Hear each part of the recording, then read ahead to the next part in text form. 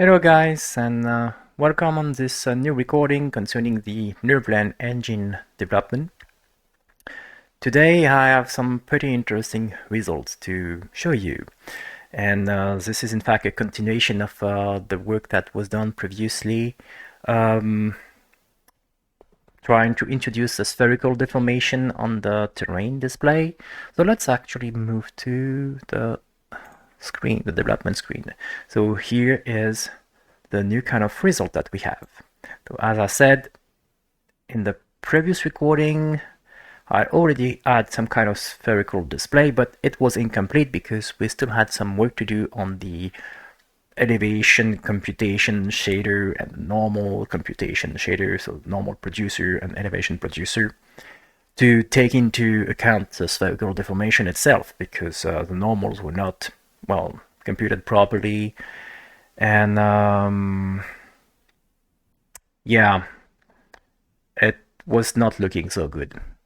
But yep, now we have something, I think, which is pretty cool. It's still not perfect, and in fact, I have to warn you, as I'm starting to move that out, I may eventually experience a crash. It's happening, it's still happening from time to time, and this is another issue that I need to investigate, but globally, it's not too bad. I think it's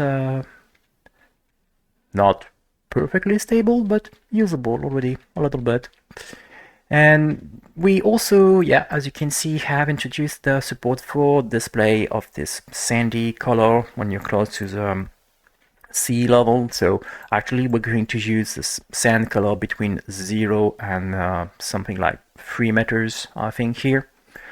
And above those 3 meters, we have this grass green color, but you may also have some green color here depending on the slope of the terrain. And what else? Yeah, something I've also introduced lately is the filtering for the FLOT32 format, which is interestingly not activated by default in a web GPU. So this is actually a feature that you have to activate when you are creating your device, your web GPU device. So let's just have a look at that quickly. Let me give me a sec. Okay, so in my web GPU engine, for instance, we now have this as feature to check if one of the web GPU feature was requested on construction of the device. So if we try to find where we're using that, for instance, it's at the very beginning when we're preparing the device itself. I'm going to make a request for this FLOT32 filterable feature, and then using the as feature, which is at the end of yep, I'm trying to kind of dynamically decide if a given feature is going to be filterable or not, if it's a FLOT32 format like this one. So it will depend on whether the feature is activated or not. So the shader is going to be adapted properly, dynamically, which is cool. And by default now we have that activated, but we could also very well deactivate that, and that would give, well, pretty not so good computation for the height value here. So I'm probably going to keep it this way. What else? So as I said, you can now move around and have a pretty cool display for your terrain, because this terrain now is not using a uniform noise distribution anymore. We are distributing the noise taking into consideration the current curvature and slope of the terrain, which can give you areas like that where there is really no noise injected, and other more slopey terrain where you have more noise. So it looks more realistic actually. So I really like this kind of display myself, and to be honest, to me it kind of yeah, okay, so I was talking about crashes. So this is still the same crash that I have around, and I still need to investigate this, and still not done. One thing I've noticed is I get this crash more often when I'm trying to run the application, just starting it normally, and not that often when I'm trying to run it in the debugger. So if I use F5 here to start a debugging process, so you get that's still my initial view, actually pretty far away from the planet, and then you can move very close, as close as you want to the terrain.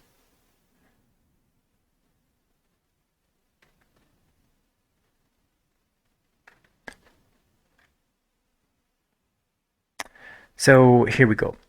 And what was I saying? Yeah, when running in the debugger like that, I think I have less problem. But yeah, anyways, this is something I need to investigate further later. And so the terrain itself, as I said, oh, come on, really? Give me a break. Wait a second. Oh, is it maybe the cache full error? I'm maybe pushing a bit too much the, oh yes, cache full. Pushing a bit too much the rendering here. What did I use? 20? 20 is not so much.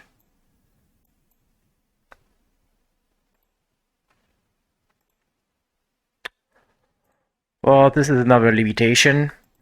Currently, if I go very far away from, I mean, if I use too many levels for the quad subdivisions, 1024 tiles may not always be enough, depending on your point of view and frustum.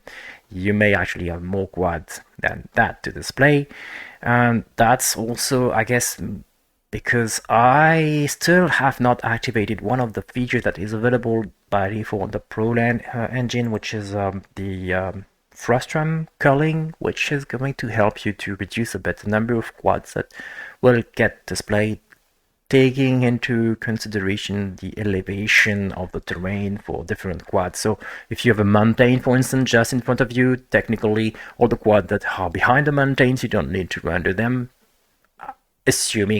computing that they are completely hidden by the mountain. Not quite sure how this is done actually, but it's just visible for now in my system here, so I may still be rendering a lot of quads.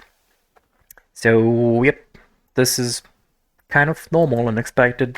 Let's just try one last time to not change anything and use the system. Another thing which might help, in fact, is using a smaller field of view like that, because when you use a full screen, as you can see, for instance, here I'm rendering.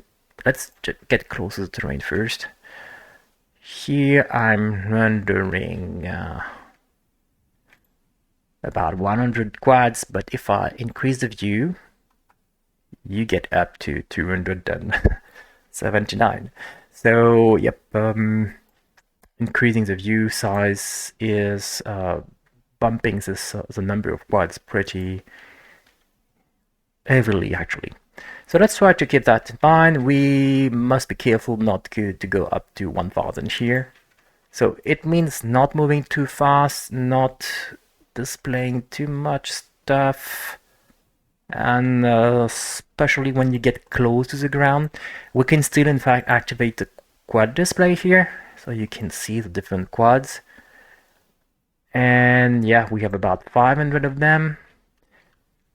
If you keep a view which is a bit low like that, so looking down, you don't have to render so many quads in the far distance, so this is usually helping to keep this number under control.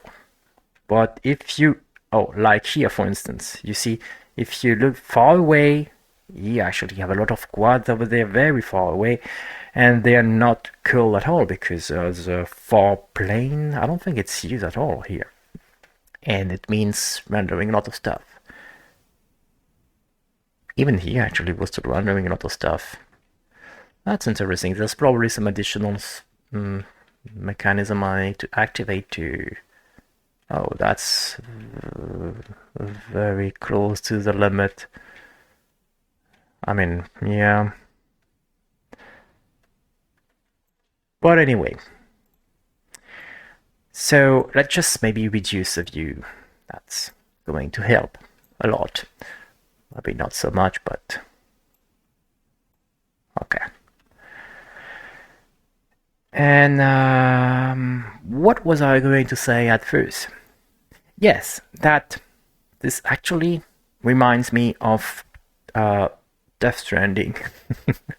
I don't know if you play that game, and well, I really like that game because I like hiking and wandering in mountainous areas and next to rivers or lakes or stuff like that. So yeah, this is something that feels like I could use myself to just walk around and get the pleasure of climbing a mountain or something like that. So starting to look interesting from my perspective. What else can I show you actually? In fact, also the system that we have here to control the camera is also something new compared to the previous recording, I think.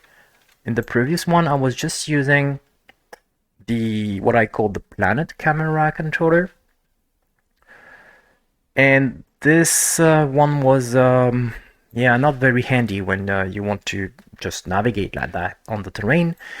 What we have here is an updated version of the FreePlanetCameraController. I call that actually the FreePlanetCameraController, and this one is a mix of the FreeFly controller and a Planet controller. So you kind of always use the up vector from the canonical up of your location on Earth, but at the same time you use keyboard and mouse to freely navigate on the terrain. And on top of that, the controller speed itself is going to be scaled using the camera altitude above the ground, which means that if your camera gets very close to the ground, the speed is very low, but if you get up compared to the ground, then your speed is going to be bigger. So you can just move up, go far away, and just go down, which is going to slow you down progressively. So you can move pretty quickly on different locations on the Earth surface like this. And yeah, look at that. I mean, I can very well imagine a small vehicle here and like a bicycle or something, and just, yeah, spending time running or moving this way on the terrain. What else could I show? I think we could also maybe have a look at the snowy area, but it's not very nice snow anyway, but still it's not that bad either if you look at it.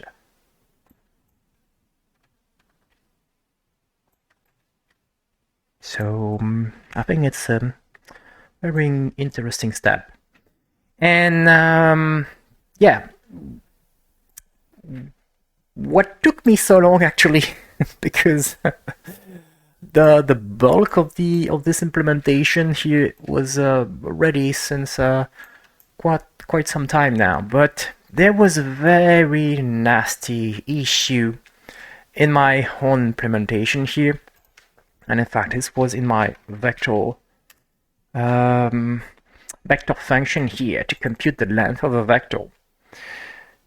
Instead of using sqrt, I was using sqrtf. And this took me like a lot of time to figure out what was going wrong. And the thing is, when I was getting close to the terrain here, I was starting to see some mismatch between the quads. So those quads here, when they were subdivided, were not matching the sibling quad here, so you could see a gap here between the two of them, whereas you were supposed to be on the C surface, so everything here is at 0 when you talk about the altitude of the quad. So there was no way you could have such a mismatch, and yeah, it was very tricky to figure out what was going wrong. So I'm very happy that I could fix that. And yeah, the next step now is going to be to move to the next example that we have for ProRun, and I think this one is going to focus on the introduction of the imagery data, so the auto producer, I think it's called. And with this imagery data, then I can start using actual textures to apply on the terrain here, so using the earth textures, I guess, to get the actual colors from the earth surface. So that would be very cool also. And I guess this is it. So as usual, if there is anything here interesting to you and you would like to get more details, please just let me know in the comments. And I will keep working on this on my side, and we'll make another recording when I get something new added on this very nice little terrain. What on earth is going on? Okay, I guess this is a nice conclusion for this recording. Another crash. Yippee! So, thanks for watching and see you next time. Bye bye.